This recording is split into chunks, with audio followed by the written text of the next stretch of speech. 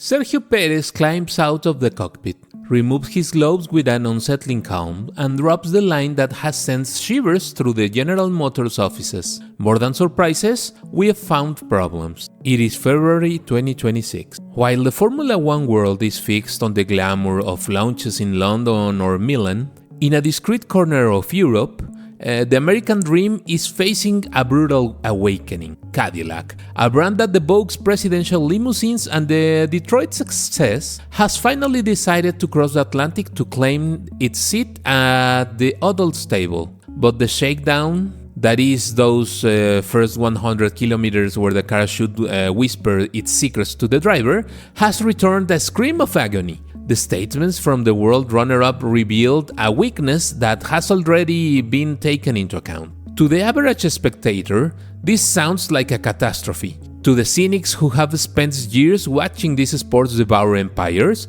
it sounds like a premature death sentence. But if we look beyond the smokes blowing from the back of the car, these problems might ironically be the best news Cadillac has received since it decided to spend hundreds of millions of dollars in this circus. Today, we take apart the machinery of Detroit, the psychology of a driver with nothing left to lose, and why, in the twisted world of high-end engineering, finding a disaster early is the only way to avoid eternal ridicule. This is the chronicle of a rocky start that, against all logic, could be the foundation of something historic.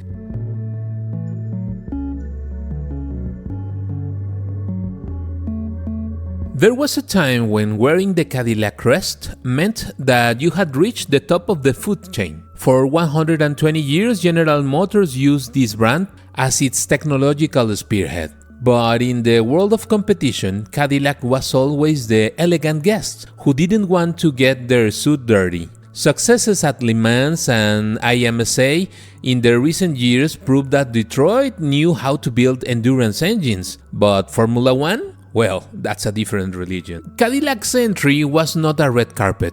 It was a trench warfare. Through 2024 and 2025, Formula One, under the command of Liberty Media and the resistance of the other 10 teams, did everything possible to keep the door closed. They didn't want to share the pie. There was a talk of 600 million entry fee to compensate for price dilution. Cadillac, alongside Michael Andretti, had proved they weren't just a name slapped on someone else's engine, but a manufacturer capable of designing from scratch. When the FAA finally gave in for 2026, the euphoria in Detroit was absolute. They had defeated European bureaucracy. The ascent was dizzying. They hired engineers from Red Bull. They seduced Sergio Perez, the man who knows every secret of the champion team, and built a state-of-the-art headquarters. They were at the height of optimism, convinced that American muscle and the Mexican experience would be enough to scare Ferrari and Mercedes from day one. The car for the Shakedown was presented as an aerodynamic work of art. The power unit, a hybrid designed under the new and restrictive 2026 regulations, promised unprecedented thermal efficiency. Cadillac felt invincible before even touching the track. Marketing sold the American dream on wheels. However, that blind optimism hid a disconnect between digital simulations and the raw reality of the asphalt. What supercomputing promised, physics was about to question in the most painful way possible.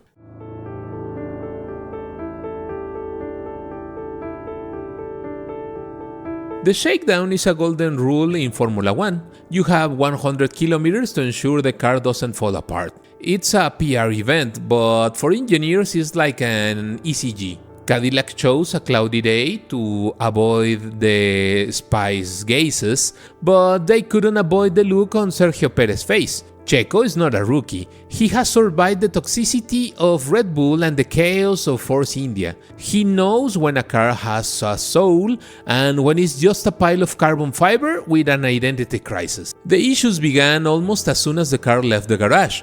The energy recovery system, that complex electric heart that now provides the 50% of the power, refused to cooperate with the combustion engine. There were reports of software integration failures and a harmonic vibration that threatened to shatter the gearbox. Perez managed barely 15 laps before the car returned to the pits, wrapped in the smell of scorched electronic. More than surprises, we found problems, that's what he said. Checo's phrase was a dagger to the heart of Detroit's pride. While Mercedes and Ferrari completed their initial kilometers with the precision of a Swiss watch, Cadillac looked like a garage project with $1 billion budget. The press began to sharpen their knives. They contrasted the massive investment, estimated over $300 million for the initial development alone, with the image of a car sitting on hydraulic jacks. The technical stagnation was evident. Cadillac has designed a car for a wind tunnel, but not for a world where the asphalt has bumps and the air is fickle. The team dove into defensive silence. General Motors executives in Detroit began demanding urgent reports. The American dream seemed to be turning into a PR nightmare. There was a talk of supply chain errors and a lack of understanding regarding the new synthetic fuels. But in that moment of darkness, the narrative shifted. Suddenly, Cadillac's glass structure began to show its true resilience under the pressure of failure.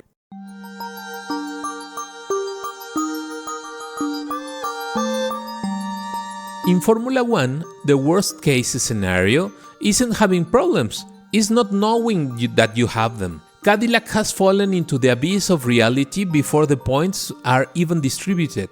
Many see Checo Perez's diagnosis as a decline, but to the expert eye, it's a radical transformation. Sergio didn't go to Cadillac to be a smiling ambassador. He was hired to be the filter that cleans Detroit's impurity. The causes of this initial disaster are, in fact, accelerated lessons. The car failing at the Shakedown means Cadillac is operating at the absolute limit of innovation rather than playing it safe with a conservative design. Recent data indicates that the integration of the Ferrari engine into the Cadillac chassis seeks such high compression that any error in the injection software causes cascading failures. It is a massive risk, but it is the only way to avoid being a midfield team. Perez has exposed strategic weaknesses, a lack of integration between the chassis team in the UK and the team in the US, by saying, more than surprises, we have problems. Checo has forced engineers to stop looking at a PowerPoint slide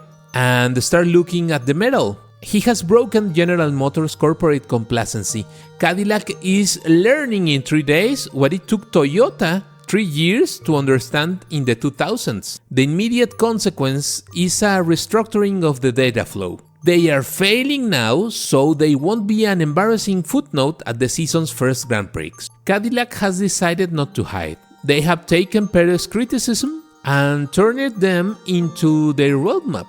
They are currently using these failures to recalibrate their simulation systems. It is a painful but necessary transformation. The team that arrived with arrogance now works with the humility of those who know they are a mere millimeter away from disaster. If Cadillac manages to solve the hybrid integration before the official tests in Bahrain, this shakedown will be remembered not as a failure, but as the baptism of fire that saved the project. They aren't here to sell cars, they are here to prove that American genius's mind can survive the most ruthless scrutiny on the planet. Dan Gurney and Carroll Shelby understood something that most of today's executives have forgotten. Racing glory isn't built with press releases. It is built with the sweat of those who aren't afraid to admit when something is broken. Gurney didn't just drive. He questioned every single bolt on his Eagle Westlake until he managed to defeat the European giants on their own turf. Carroll Shelby knew that for a Ford to beat a Ferrari,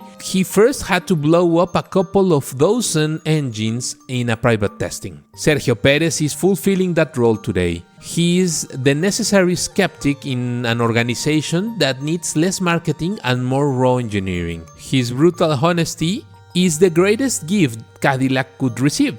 In this sport, complacency is a death sentence, and Checo has just given Cadillac a chance to live.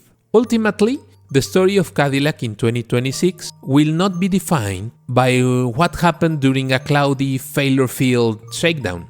it will be defined by what they do with those problems. Victory is no longer secured solely by the size of the budget, but by the speed at which you can learn from your own mistakes. In this new world, Cadillac is still searching for its place, but now, at least, it knows exactly what needs to be fixed before the lights go green for the first time in Australia.